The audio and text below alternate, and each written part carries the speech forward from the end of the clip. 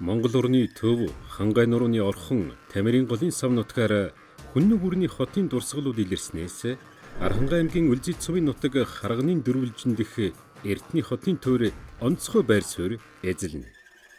Үннүүчүүд Варан дээвэртэй сүрлэг ордноо дундад Аз болон хан улсын ордны хэв шинжийг хослуулан бүтээсэн нь Хүннүгийн соёл судлалд чухал судлагдах болж байна.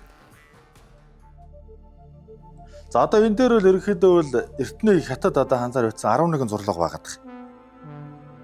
Энийг ингээд сайн ажаад үзэхээр энэ зөвхөн хаан зориулагдсан, зөвхөн хаанд хилдэг түм насал. Мэдээж хааныг л зөвхөн түм насал хилдэг юм байна. Тэгтэл одоо ноён бол мянга ч юм уу те одоо ингээд доошоо явдаг юм байл. Тэгэхээр энд байгаа хиллэгүүд бол зөвхөн хаан зориулагдсан үг хиллэгүүд яг тэр хэлгээр бичигдсэн. Тэнгэр мэд хязгааргүй үн мөнх насал гэдэг энэ бол тэгээ мэдээж яг гин бичлэгээр бол угаасаа анх удаа олдсон.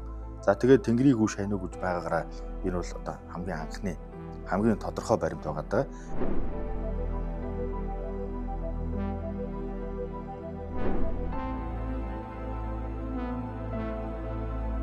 Би нэг гайхаад байгаа. Өөртөө энэ варыг хийсэн байна.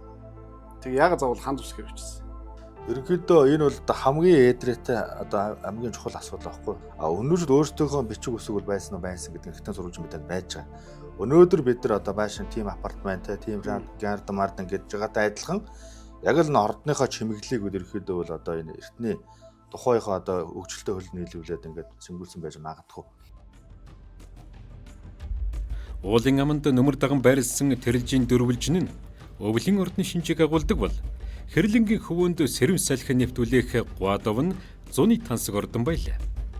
Харин хамгийн том хэмжээтэй хүрээтэй довын дурсгал Хэрэм бэхлэлт олон тооны барилгаас гадна төмрийн зуух, вар шатах үйлдвэрлэлийн төвтэй байсан нь Хүннү гүрний нийслэл маягийн хотын дүр төрхийг бүрэн илтгэдэг юм.